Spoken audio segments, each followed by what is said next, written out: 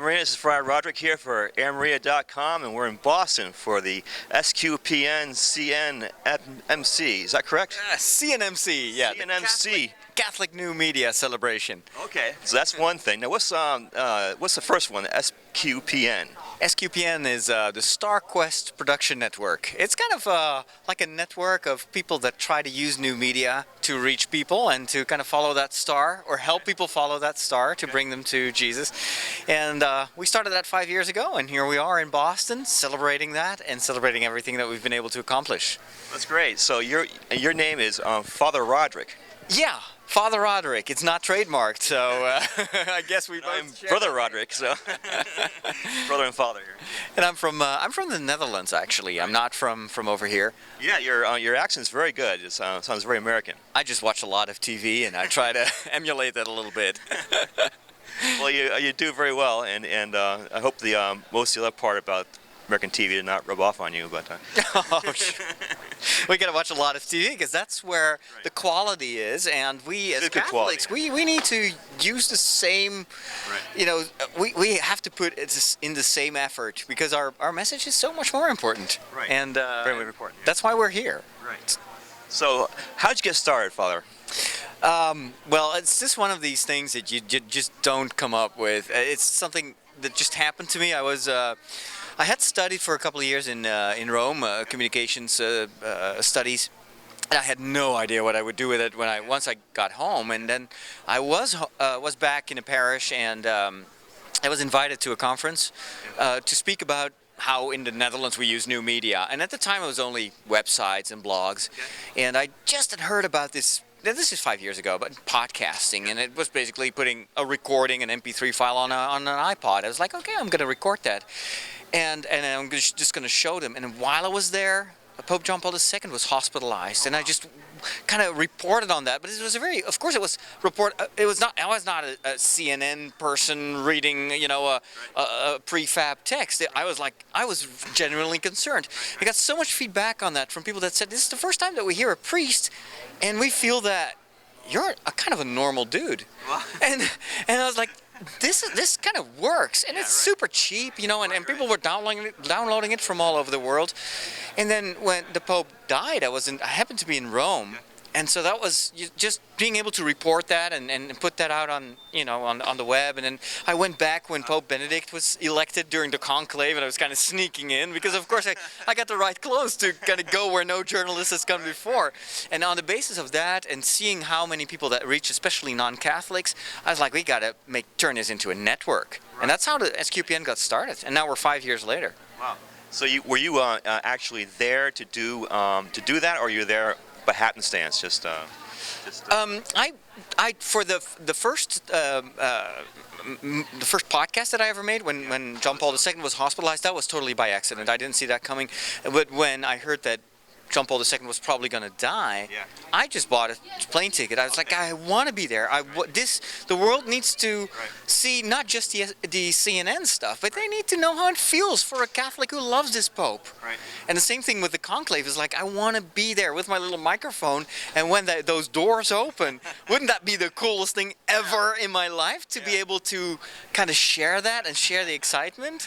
Right. And that's big moments, right? It was unbelievable and unforgettable. And I still think that a lot of listeners that we have currently, they originally were touched by that, and were like, and for me, I was like, it opened my eyes to the possibilities for evangelization, because I was reaching people who were not Catholic, who would never go to a church, who would never listen to a priest, and they were like, those Catholics, you know, they're really so different from what I thought. And it kind of rejoins what Fulton Sheen used to say. People don't hate the church. They hate what they think is the Catholic Church.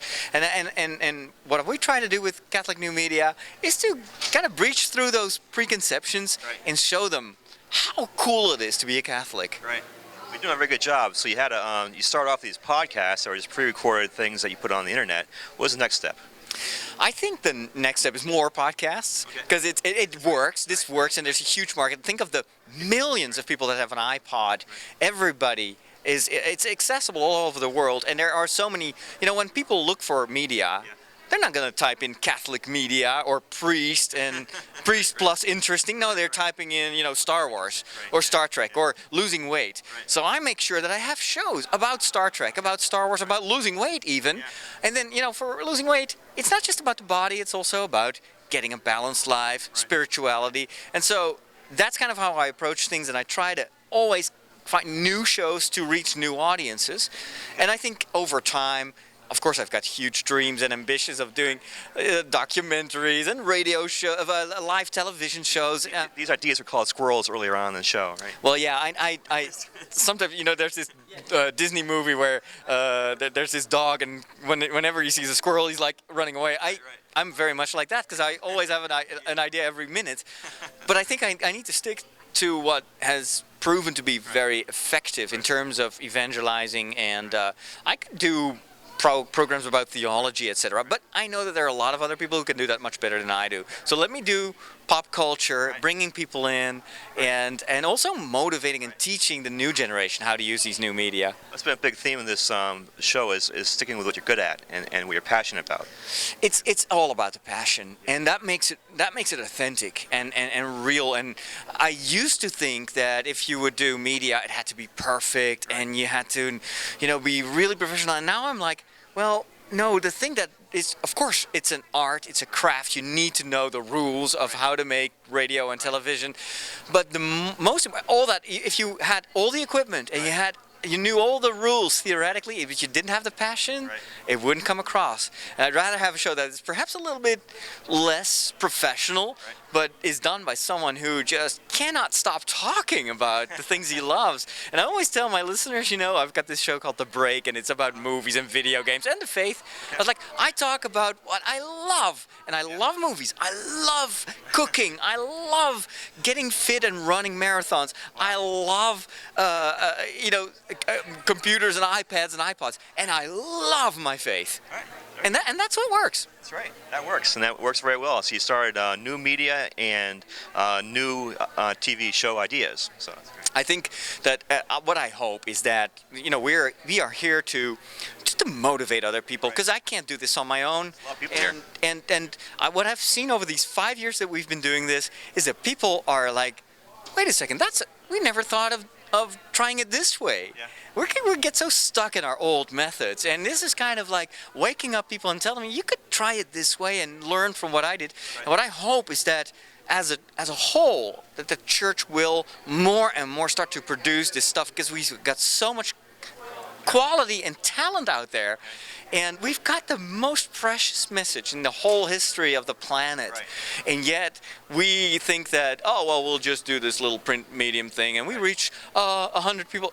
Some websites, a diocesan website might reach like 200 visitors, and like, that's 200 people. Like, come on. Yeah. You've got, how many people are watching all that junk on TV? Millions. Why shouldn't we aim for that? We've got to be very ambitious, because God is ambitious, but we can only reach those goals if we do that together, and if we just let those creative juices like flow and try things out and fail and try again, and So you have the podcast, and then you start this network of people to get people involved. Also, more podcasters on your one website. What's your next steps as far as new shows or new media or what? Oh, I've got a couple of ideas. I mean, yesterday I talked with someone who knew all about superheroes and about their vocation stories, because a lot of, Spider-Man, that's a beautiful vocation story. So it's almost a metaphor, I think, of a priestly vocation. So in a splintery kind of way. Well, yeah, but I'm not jumping off rooftops anytime soon, but there is an analogy there. And so I was like, let's do a show about superheroes. There's a big comic book lover community out there. So that's just one idea. I've got many of those ideas. But a totally different thing that I really want to invest in is teaching people how to do this. And that's what we've been doing this day. But we got a couple of hundred people here, but there are literally tens of thousands, if not hundreds of thousands of Catholics that also need to know this and need to learn this. And I think that's what I'm going to do. You're live streaming it too, so that's... We're always using whatever technology is available and free and cheap, and so there are, the SQPN has a worldwide community. We've got listeners in Australia, New Zealand, and China, and even like Moscow and South Africa. And so we always try to video stream whatever we do to give people the idea that they too belong, even though they can't fly into Boston. They too are part of that family, and I think a lot of people crave that sense of community. They do, right? And that's what the church can offer. We are this worldwide family, and you know, it brings people together that might have been very isolated, and you get real friendships. And whatever people celebrate that friendship, God can do so many things. Right. And that's what we're seeing. Well, God bless you, Father Roderick, and I hope everything works well for you. And thank you very much for the interview. God bless you too, Friar Roderick. Thank you, Father. God bless. This is Friar Roderick for AirMaria.com.